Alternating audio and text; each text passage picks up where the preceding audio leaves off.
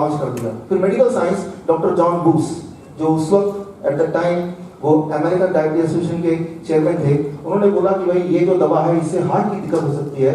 ये चाल चली मेडिकल साइंस ने, काउंटर किया। मेडिकल इंडस्ट्री ने चाल चली, जीएसके, ग्लैक्सोस्मिथक्लाइन, उन्होंने जॉन बूस की मुंह बंद कर दी, धमका के, लिटरली धमका के। और ये धमका के, ये मेडिकल जर्नल में है, लिटरली धमका के मुंह बंद कर दिया। फिर 2003 में अगर हार्ट की प्रॉब्लम है वो तो छुप नहीं सकती, कुछ दिन बाद तो आई नहीं सामने, राइट? चाहे वो उस वक्त मुंह बंद हो सकता है, लेकिन जो पेशेंट उसको ले रहे हैं वो तो आने ही है, राइट? 2003 में बहुत सारे हार्ट फेलियर के जो लोग ये रोज़ी को ले रहे थे, ऐसे इंसिडेंट सामने आए। उसके बाद ये चाल थी, ये था मेडिकल साइंस। मेडिकल इंडस्ट्री ने क्या किया, जीएसके कंपनी ने उसके काउंटर करने के लिए एक फॉल्स रिपोर्ट सबमिट कर दी, छोटी रिपोर्ट, कि वो जो मरा था वो हार्ट अटैक से मरा था, वो इस दवा की वजह से नहीं, समथिंग एल्स। तो ये हो गया, चाल चली। अब मेडिकल साइंस ने अब 2007 में फिर सारे दुनिया की रिपोर्ट कलेक्ट किया मेडिकल जर्नल में, और देखा गया कि heart failure increase by 43%। Understand, जब मैं 1% की बात कर रहा था वो भी कितना बड़ा फिगर हो गया था। Now it is not 1%, it is 43%, right? यानी कि लगभग जो भी दवा लेगा, हर 2 में से 1 आदमी उस दवा की वजह से मर रहा है, राइट?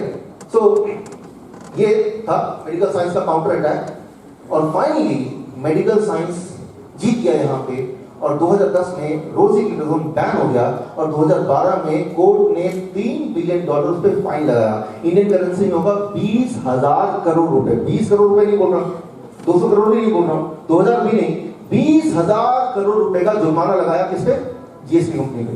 बट इंटरेस्टिंग बात यह है, तब तक उन्होंने $300 बिलियन इस दवा से ऑलरेडी कमा लिया, तब तक ऑलरेडी। तो उनके लिए तो एक चेस का गेम है कि अलग से पैसा करके रखा तो देना ही हो। They know that at the end it will get banned, but by that time we will earn all the things. अच्छा, ये सारी चीज मुझे कैसे पता? वो जो कोर्ट का पूरा ऑर्डर है, उसका पेपर, ये पूरी उसकी जो रिपोर्ट है कोर्ट का, राइट, उस समय का 2012 का, that is the thing sir, आप देखिएगा। ओके, सो ये तो हुई दुनिया की बात। अब इंडिया की बात करते हैं, देश की बात करते हैं, क्योंकि उससे हमें ज्यादा मतलब है। एक दवा है पाइरोक्सिनाजोन। इस वक्त इंडिया में 30 लाख लोग इसको ले रहे हैं। जब ये दवा आई थी, ये भी सुपर हिट दवा है, और ये पूरे दुनिया में बैन हो गया आते ही, क्योंकि ये देखा गया है कि इस दवा से ब्लैडर कैंसर होता है। लेकिन बैन होते होते इंडिया में बैन हुआ फाइनली 18 जून 2013। अब देखिए बैन हुआ, उसके बाद 31 जुलाई 2013 पे बैन को हटा भी लिया गया। कितने दिन में हटा लिया गया? 1-1.5 महीने में, राइट? सो इंडिया में अभी भी है, 30 lakh people are taking it. कुछ समय पहले जिन्होंने इस बैन का प्रोटेस्ट किया था, राइट, शशांक जोशी, डॉक्टर शशांक जोशी, जो इस पैनल के हेड थे प्रोटेस्ट में से, उनसे मेरी मुलाकात हुई। मैंने कहा, पूछा कि भाई अपने इसको बैन को हटाने की आपकी जो एक्टिविटी है, व्हाई इट इज सो? उनका जवाब था कि इंडिया में इस दवा से ब्लैडर कैंसर नहीं होता है, नहीं होता है। मैंने फिर इससे पहले कुछ बोलता, कहते साबित करके दिखाओ, क्योंकि इंडिया में जब भी कोई इंसान मरता है तो वो बीमारी से मरता है, दवा से नहीं मरता है कभी भी। क्योंकि इंडिया में डॉक्टर में, हॉस्पिटल्स में वो सिस्टम नहीं है कि दवा की साइड इफेक्ट का कॉलम जो है वो ब्लैंक है। तो ऐसा कोई रिकॉर्ड मेंटेन ही नहीं करते हैं कि कोई आदमी अगर दवा के साइड इफेक्ट से मरेगा तो उसका जो एक कॉलम होगा ना, जहां पे साइड इफेक्ट वाला कॉलम, वो कॉलम नहीं है। जब कॉलम में ये कैसे प्रूफ करेंगे कि साइड इफेक्ट से मरे थे कि नहीं मरे थे? दैट इज, तो इसीलिए इंडिया में कोई भी दवा को इंप्लीमेंट करना बड़ा आसान है। पूरे दुनिया में बैन हो जाएगा, इंडिया में बैन नहीं होगा, बिकॉज बैन होने करने के लिए आपको दिखाना पड़ेगा नहीं, देखिए कितने लोग मरे हैं, लेकिन उसका तो रिकॉर्ड है ही, वो मेंटेन ही नहीं होता। तो यहाँ पे is a chess competition between medical science and medical industry. लेकिन यहाँ पे नुकसान जिसको हो रहा है, दैट इज यू। तो ये आपकी रिस्पॉन्सिबिलिटी है, राइट, कि आपको कुछ करना है। आप उस डॉक्टर के भरोसे, उस हॉस्पिटल के भरोसे, उस मेडिकल इंश्योरेंस के भरोसे अब नहीं रह सकते। That is not the solution. तो हमें क्या करना है, right, what we can do, what we must do. So, और ये सिर्फ एक दवा की बात नहीं करता, I am not talking only 1 or 2 medicine. सारी दवाएं, उनकी हिस्ट्री में अगर जाएंगे, स्पेशली मैं एक दवा का नाम लूंगा क्योंकि वो सब आपने ज्यादातर लोग लेते हैं, which is the most selling medicine in diabetes, metformin. हर महीने इंडिया में उसकी जो सेल है उस एक दवा की, that is more than 100 crore rupees. जितना कि एक मूवी ब्लॉकबस्टर होती है ना, तो that is blockbuster medicine. 100 crore रुपए हर महीने सेल है। तो ये माना जाता है जितनी सारी डायबिटीज की दवाइयां उनमें जो सबसे सेफ ड्रग है दैट इज मेटफॉर्मिन। लेकिन उसकी हिस्ट्री अगर देखेंगे 1977 में वो ऑलरेडी बैंड था, क्योंकि उससे मृत्यु दर 300% बढ़ जाता था according to universe group diabetes program. That is a US sponsored program, government का अपना प्रोग्राम है। उसमें ये आया कि 300% मृत्यु दर बढ़ जाता है, यानी कि 3 टाइम्स, राइट। तो 1977 में ये फिनोफॉर्मिन एक था, एक मेटफॉर्मिन था। फिनोफॉर्मिन तब भी बैन है और मेटफॉर्मिन बैन था 94 में। फिर वही चस्का के कुछ ना कुछ तरकीब निकाल के बैन हट गया। लेकिन बैन हट गया तो क्या डेंजर भी हट गया, रिस्क भी हट गया, वो तो वही का वही। उसने चस्का अपना एक अगला उसने दांव चला। अब मेडिकल साइंस कुछ दिन बाद एक और दांव चलेगी, लेकिन उसे भुगतेगा कौन? That is the patient, right. So you can not relax कि डॉक्टर दे रहा है, गवर्नमेंट ने इसको पास किया तो सब ठीक ही होगा। You can not relax, it's your life, right. आप लग नहीं सकते, ये मेरा काम नहीं है। कंपनी में हम लग सकते हैं तो सीए का काम है, वो देखेगा, मैं क्यों इस पल्ले में पढ़ूं। लेकिन यहाँ आपकी लाइफ वो तो एक ही है ना, राइट। वो दोबारा नहीं आ सकती। तो अच्छा, इसको मैं समझाता हूँ आसान तरीके से, मुश्किल शब्दों में समझाने से नहीं समझाएगी, आसान। इमेजिन कीजिए कि ये हॉल नहीं है, ये आपके मेडिकल स्कूल का पहला दिन है, first day in the medical school, right. और आप आए हैं नए मेडिकल स्टूडेंट। तो डॉक्टर की पढ़ाई कैसे होती है उसका एक नमूना पेश कर रहा हूँ, आपको चीजें होगी, राइट। ओके, इमेजिन कीजिए आप मेडिकल स्कूल में। Good morning friends, today first day of your medical school, I welcome you all and I'll talk about the drugs, especially drugs for diabetes. There are many drugs for diabetes, but one of the drug is metformin, which is having least number of side effect. उसके side effect सबसे कम है, लेकिन फिर भी थोड़ा बहुत side effect होंगे, जैसे पेट खराब होना, नॉजिया होना, वोमिटिंग होना, डायरिया होना, एब्डोमिनल पेन होना, या फिर विटामिन B12 डेफिशिएंसी हो जाना, लॉस ऑफ एपेटाइट होना। लेकिन चिंता की बात बिल्कुल नहीं। अगर कोई पेशेंट ऐसा करके आएगा, बोलेगा कि मेरा तो भाई पेट गड़बड़ हो गया, तो उसके लिए भी दवाई है, एंटासिड दे देना, एंटीबायोटिक दे देना। लेकिन उसके भी थोड़े से साइड इफेक्ट है, नॉजिया हो सकता है या फिर डायरिया हो सकता है, लेकिन चिंता की बात नहीं है, उसके लिए भी दवाई है हमारे पास, राइट। उसके लिए लोप्रामाइड दे देना। अब लोप्रामाइड को खाएगा तो उसके 3-4 साइड इफेक्ट तो होंगे ही, जैसे कॉन्स्टिपेशन हो सकता है, डिजीजन हो सकता है, एब्डोमिनल पेन हो सकता है, वोमिटिंग हो सकता है, नॉजिया हो सकता है। लेकिन चिंता की बात नहीं है। कोई अगर ये बोलेगा तो उसको एक और दवाई पकड़ा देना, लैक्सेटिव दे देना उसको, समझ रहे कुछ, राइट। So thank you. तो कुछ दिनों में वो एक छोटा मोटा मेडिकल शॉप बन जाएगा और वो भूल जाएगा कि वो किसके इलाज के लिए गया। उसको सिर्फ इतना पता है कि सुबह शाम तक कितनी गोलियां खानी है, राइट।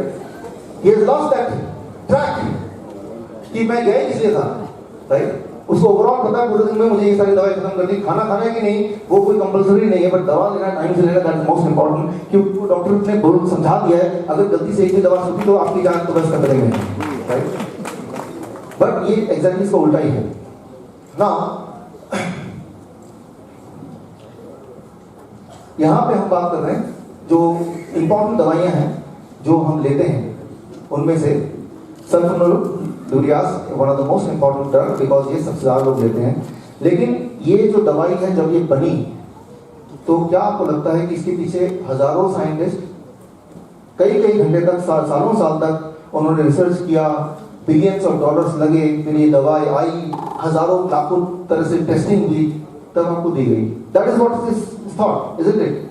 जबकि ये हिट एंड ट्रायल की दुनिया है, it is not a science, ये तुक्का काम है। 1940 वर्ल्ड वॉर में ये वाली दवा दी जाती थी निमोनिया के इलाज के लिए, और देखा गया कि जिन सोल्जर को ये दवा दी गई निमोनिया के इलाज के लिए, उन सबकी शुगर डाउन हो गई, लो हो गई। अरे शुगर लो हो गई, चलो कोई बात नहीं, इसको शुगर की दवा बना दो। तो 1950 से शुगर की दवा है। और ये सिर्फ डायबिटीज की बात नहीं है, जितनी सारी दवाइयां हैं अगर आप उसकी हिस्ट्री छानेंगे तो आपको ऐसे एक हिडन ट्रायल मिलेगा। फॉर एग्जाम्पल एक बड़ा इंटरेस्टिंग है ब्लड प्रेशर का, रोगेन। 1950 में वो अल्सर के ट्रीटमेंट के लिए यूज किया जाता था, लेकिन ये देखा कि जो पेशेंट को यूज करते हैं उनका ब्लड प्रेशर लगा। फिर 1979 में उसको ब्लड प्रेशर की मेडिसिन बना दी। लेकिन फिर इंटरेस्टिंग बात ये देखी गई कि जब वो ब्लड प्रेशर की मेडिसिन हिसाब से लेने लगे तो ब्लड प्रेशर तो कम हो रहा है, साथ में उसके बाल भी आने शुरू हो गए। ये तो बड़ी अच्छी बात है, लेकिन गड़बड़ तब हुई तो बाल ऐसी जगह आने लगे जहां नहीं आना चाहिए, तो बैन कर दे, बैन करो, बैन करो, बैन करो।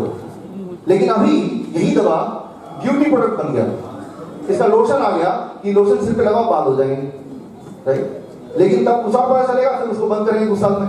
अरे ये गिनी पिग, क्या हम गिनी पिग हैं, right. So that is not just of high blood pressure, not just of diabetes, for any disease. High cholesterol की बात हम करते हैं, उसकी दवा एक ही दवा है, स्टैटिन, राइट। ये आया कैसे? अगर उसके पीछे एक बहुत इंटरेस्टिंग कहानी है। अमेरिका के सोल्जर चाइना गए, वहां पे एक खास करके पौधा है जो ऐसे माउंट रहता है जहां पे बड़े मुश्किल से प्लांट जी पाता है। तो भगवान ने ऐसे पौधे को रेड डिश प्लांट कहते हैं, एक ऐसी ताकत दी है कि कोई भी अगर जानवर या कीड़ा मकोड़ा उसके पास आएगा तो वो एक ऐसा पॉइजन स्प्रे कर देगा, उस स्प्रे जैसे उस एनिमल को टच करेगा वो एनिमल मर जाएगा। तो वो जो पॉइजन है वो अमेरिकन सोल्जर कलेक्ट करके यूएस में लिया है कि देखते हैं हमारे किसी काम का है भी कि नहीं। तो देखा गया कि वो एक ऐसा पॉइजन है, जैसे ही वो किसी को मुंह में जाता है, उसके कहीं जाता है तो उस एनिमल का कोलेस्ट्रॉल 0 हो जाता है, और कोलेस्ट्रॉल जब थोड़ा भी कम होता है तो वो मरने लगता है। तो आइडिया आया, समझ गए हम क्या आइडिया आया, ये कोलेस्ट्रॉल की दवा बन सकती है भाई, राइट। तो तब से 1987 में that was launched, statin was launched as cholesterol medicine. लेकिन एक इंपॉर्टेंट बात, क्या कोलेस्ट्रॉल एक बुरी चीज है? हाई कोलेस्ट्रॉल होना तो बुरा है, क्या ये कोई विलन है, राइट। अब पिछले कुछ महीने पहले अमेरिका ने माना ऑफिशियली कि हमसे गलती होगी, कोलेस्ट्रॉल बुरी चीज नहीं है, हाई कोलेस्ट्रॉल होना हार्ट डिजीज का कारण नहीं है।